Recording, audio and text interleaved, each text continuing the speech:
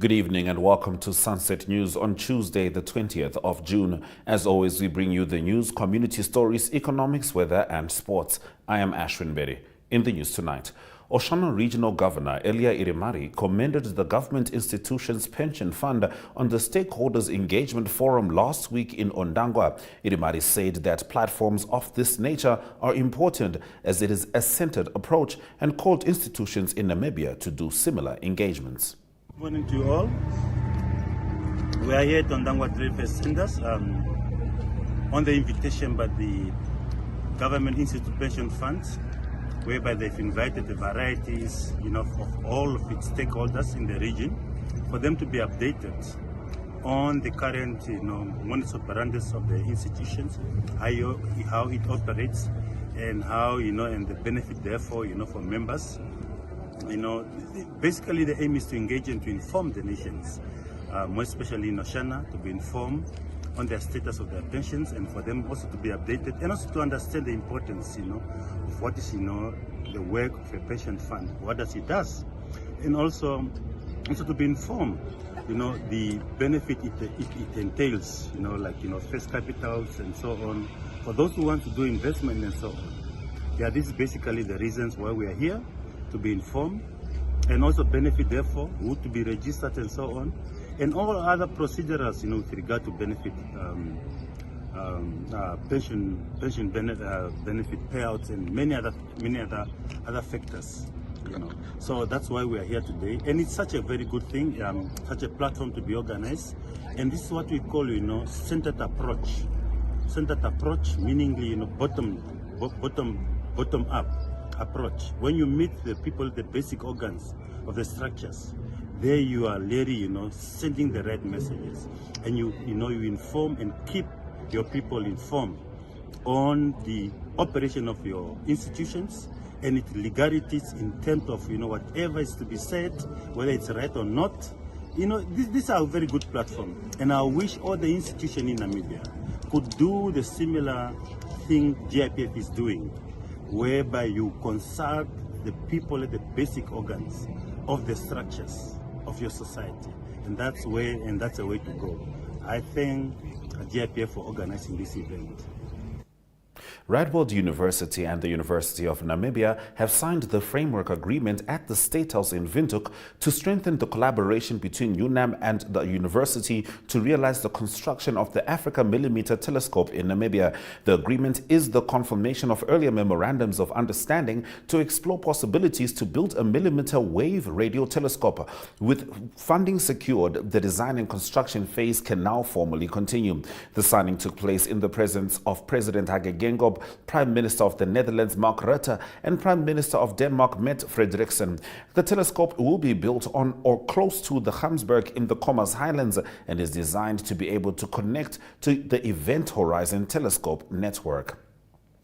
Namibia Public Workers Union refused point blank to be questioned in the presence of the media by members of the Parliamentary Standing Committee on Human Resources about the devastating impact the 2021 countrywide strike had on NBC workers. Petrus Nevonga, Secretary General of NAPU, stressed that Parliament has no mandate over its office and no rights to summon it to a public hearing where they are paraded in front of journalists and the television. In April 2021, NBC workers went on a nationwide strike to protest against poor working conditions and low pay, while managers allegedly shared millions of dollars in bonuses.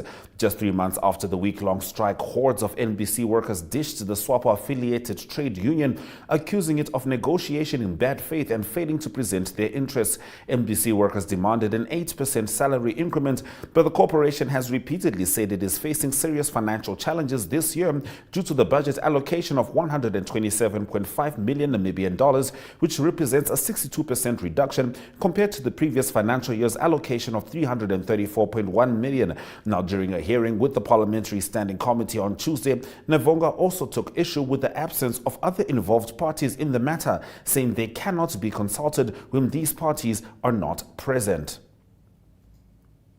Heading into our next story, the transitional period for applications to operate gambling machines and activities was extended for the final time from March to 31 August and is soon coming to an end. Tourism Minister Pohamba Shifeta said this with regard to the implementation of the Gaming and Entertainment Control Act 2018. The law and its respective regulations were operationalized in December 2021 after having undergone a rigorous consultation and review process. The Act regulates all activities related to gambling and gambling activities. The extension period will allow the Gambling Board to present recommendations pertaining to the law to the Minister, who in turn is consulting and seeking concurrence with the Finance Ministry as well as Justice Ministry on the proposed regulatory amendments such as fees, online betting, etc., said Shifeta. He said that equally the extended period allows operators and companies to seek approval for their gambling activities before 31 August. The ministry therefore invites all current operators conducting any type of gaming and entertainment activities to proceed and hurry with their applications to operate to ensure that their business undertakings are legalized or approved by the board and in law or by or before the end of the transitional period, Shifeta said. And he also said that the gambling house licenses that operated prior coming into effect of the Act are encouraged to formalize their operations by applying to the board for approval or reclassification in terms of the new categories, and the board may consider their continued operations to avoid any vacuum. Now, the body of a stillborn baby girl reportedly went missing under mysterious circumstances from the Swakopmund State Hospital. The baby was born on 17 August 2021 but did not survive. The baby's parents, Colin Mulozi and Brightness Tulile, have been living in the midst of trauma for the past 2 years. As it has been years now, the family have not received any positive response from the relevant health officials. Colin Mulozi, the heartbroken father of the baby, explained that they only found out that their baby was missing on the 19th of August, which was the date they intended on burying their baby's body. When we arrived at the mortuary on 19 August, officials could not locate the body in the mortuary. To this date, we have not heard anything from the Swakopmund State Hospital as to what happened to our baby girl, he said. That brings us to the end of our top stories on Sunset News. After the break, it's story of the day as we look at residents of the Amaupa village speaking of feeling deprived. Stay with us.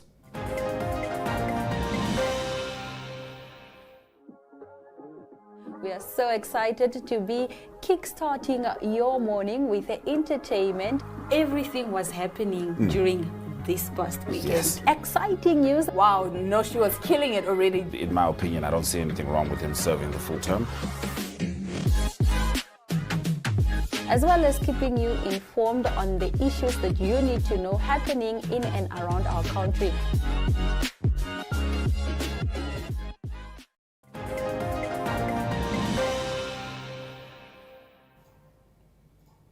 Petrus Shiweva, a resident at Amaupa village in Tsandi constituency, said that their village has not had water for 33 years and they feel deprived of enjoying basic services that are available in other villages. Now, Shiweva was speaking at a demonstration yesterday at Otapi. Omusati Regional Governor Reginas Njala, however, told Namibian Sun that the issue of water accessibility will soon be addressed.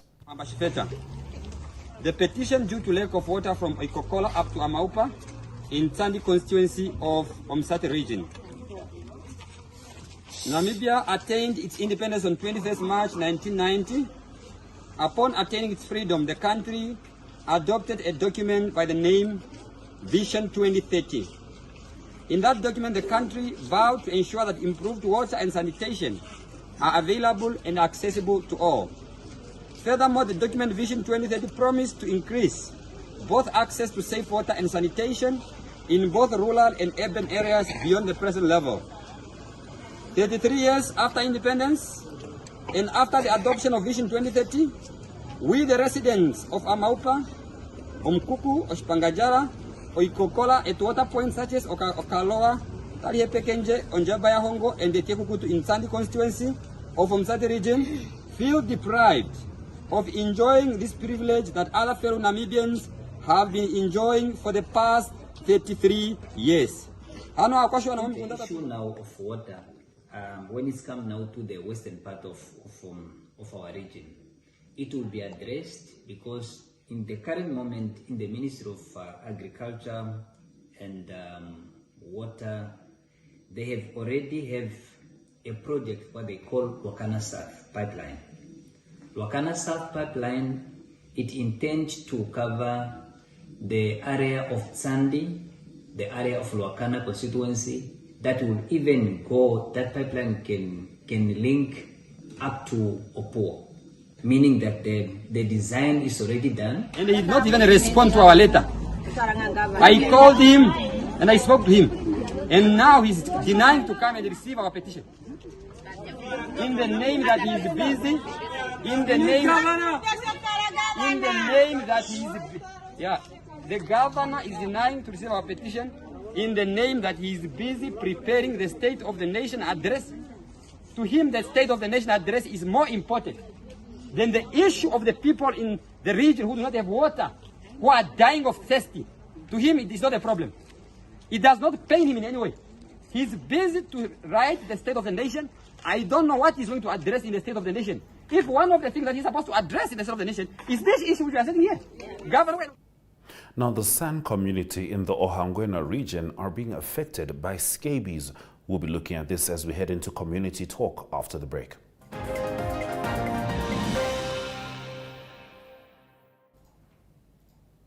A San community in Omunda Ngwilo constituency in the Ohangwena region is affected by scabies. According to Tuafeni Sakaria, they do not get sufficient medical attention and they are now left to use traditional herbs which have not been effective lately. They also plea for assistance to get shacks as their traditional huts are not conducive. O esi mutu ete esi nga tuli mtumba panga se otunango udulipo wowe yango odulo ituli nde esi udo yaku ongana tutongo embulwa nde sisi tuli apa so takenda bala nokuli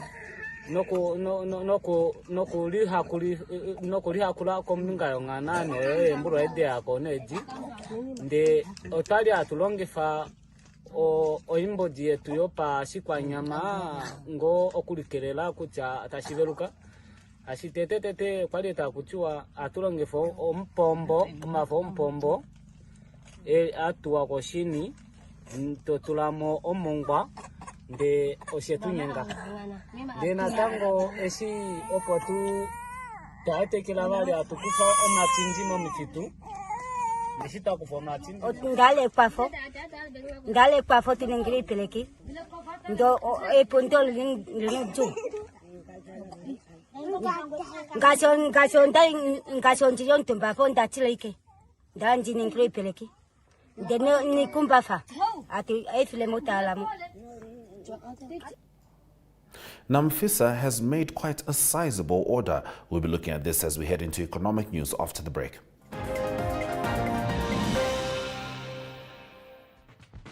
Welcome to My.NA Cars, your ultimate destination for everything automotive. I am your host, Diana Master. Teamwork makes the dream work, right? Discover the latest models, innovative technologies, and expert insights from our passionate hosts. Learn essential maintenance tips and get exclusive behind-the-scenes access to the automotive industry. Don't miss My.NA Cars on NTV every Thursday at 2100 hours. Tune in and ignite your passion for automobiles.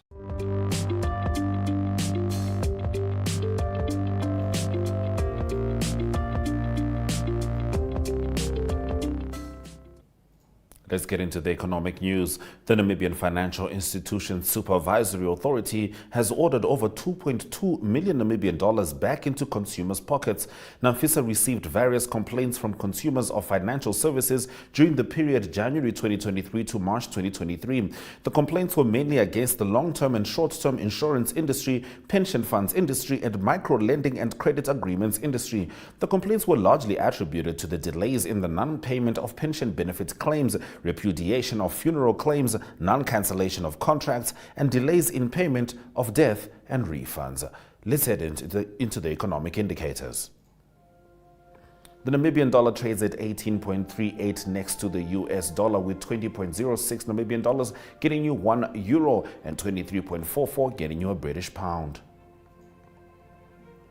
All commodities look like they took quite the dip. Gold 0.83%, the most significant dip being platinum 1.30%. In international news, Estonia becomes the first Central European country to allow same-sex marriage. Stay with us.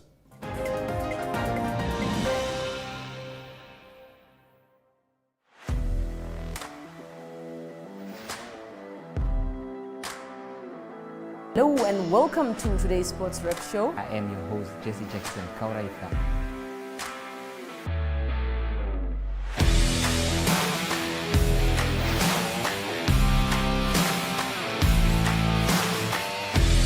In replay, Namibia, who had won the toss for the first time on this tour.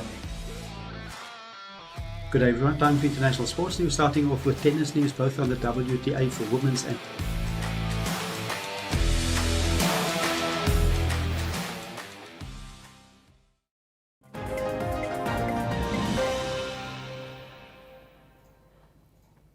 Estonia's parliament approved a law to legalize same-sex marriage, making it the first Central European country to do so, and this was earlier today. Same-sex marriage is legal in much of Western Europe, but not in Central European countries, which were once under communist rule and members of the Moscow-led Warsaw Pact alliance, but now members of NATO and largely the EU.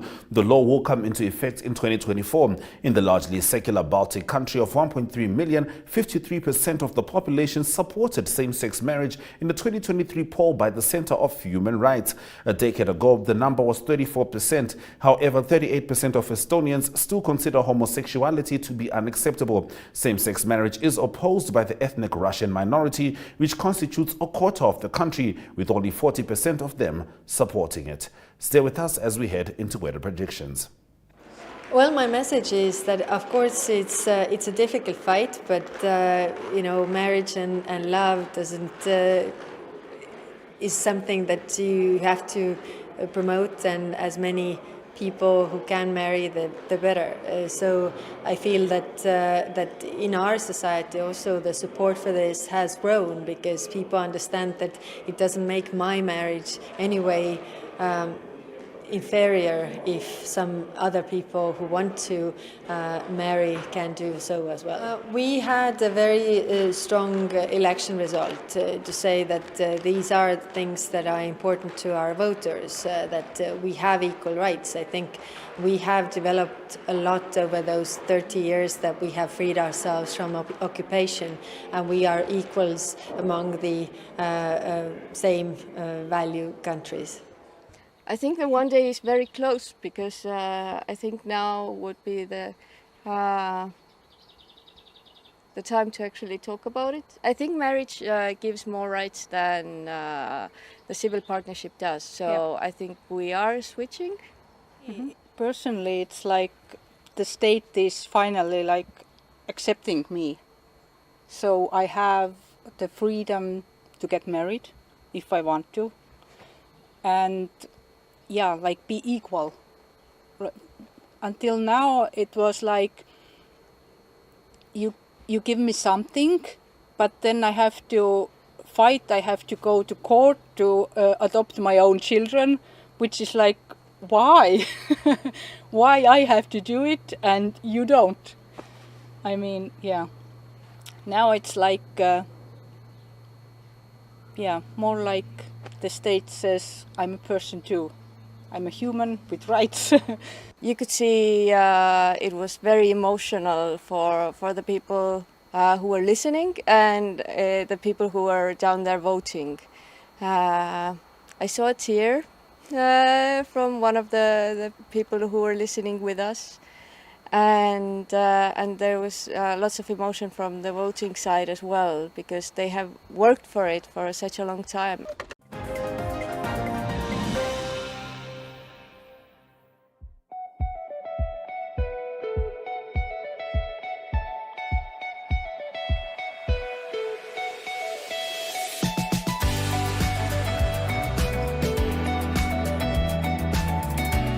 to another exciting episode of Oneuptwo. Dit is weer en vertel ook vir julle waar die vis heel moontlik kan byt.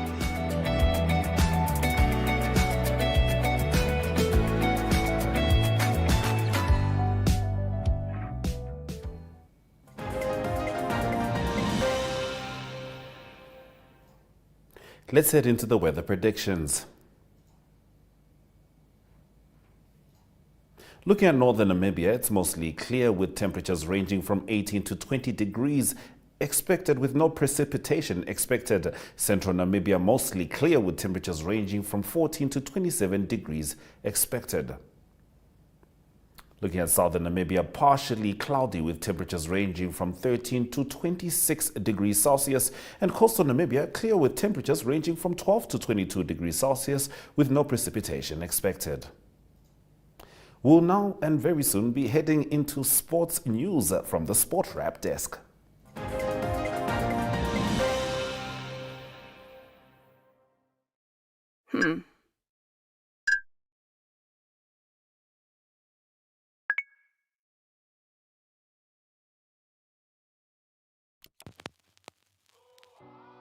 E-Ticket, your online ticket solution for events and event marketing, bringing you ease of mind and making sure that your event gets out there.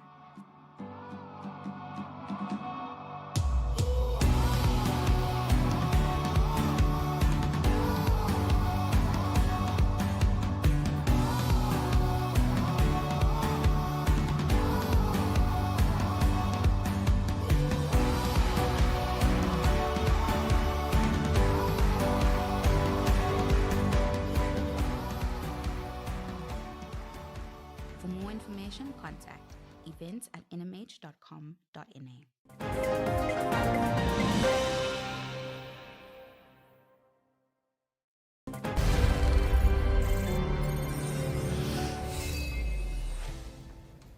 Good evening and welcome to your Sunset News Sports section. I'm your host, Jesse Jackson Kauraitha. The Ohangwena Governors Cup, which concluded on Sunday evening, saw Enana constituency win the floating trophy in the athletics category, while Engela and Okongo constituencies came second and third respectively. The cup was launched by Ohangwena Regional Governor Valte Ndevayashia and Sports and Youth Minister Agnes Shongarero on Friday at the Enana Sports Stadium. Ohangwena coach Nangolo Samuel is not pleased with the omission of players from the Northern Club after 43 women provisional training squad for the Brave Gladiators was announced recently. The squad is gearing up for the African Women's Olympics qualifying football tournament. The Gladiators will compete in the first round qualifiers against Equatorial Guinea on 13 July at the Dobonsville Stadium in Johannesburg and away on 18 July at the Malabo Stadium in Equatorial Guinea. Dion Hotto Foundation is to host a charity sports tournament. The Dion Hotto Charity Cup will see 16 soccer teams and 10 netball teams compete in two sport codes, namely soccer and netball, at the Mondesa Stadium in Swakopmund from 23 to 25 June. According to one of the event organizers, Carl Pesat, the occasion aims to showcase talent and sportsmanship and raise funds to support various charitable initiatives. The winning soccer team will walk away with 8,000 Namibian dollars, including a Dion Hotto kit. The runner-up will pocket 5,000, including a Dion Hotto kit. That brings us to the end of tonight's evening news, but stay tuned for the Brave Warriors update later on.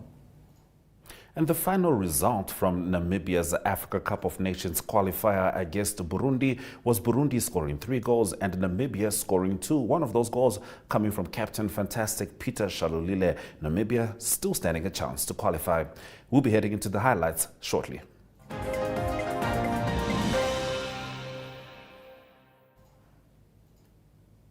The Radboud University and the University of Namibia have signed the framework agreement at the State House in Windhoek to strengthen the collaboration between UNAM and Radboud University to realize the construction of the Africa Millimeter Telescope in Namibia.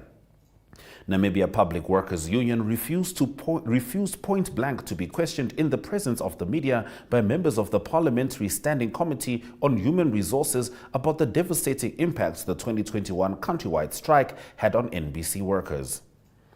And Namibia's brave warriors will have to wait for the match between Cameroon and Burundi to know if they've qualified for the Africa Cup of Nations after losing 3-2 to Burundi in Tanzania today. And with that, we have come to the end of the broadcast. Make sure you join Sunset News on Facebook, on all the NMH platforms on weekdays, as well as on our website, oneuptwo.com. Sunset News screens on DSTV 285, GoTV 25 every weekday from 7:30 p.m. to 8 p.m. This has been Sunset News. Don't end your day without us.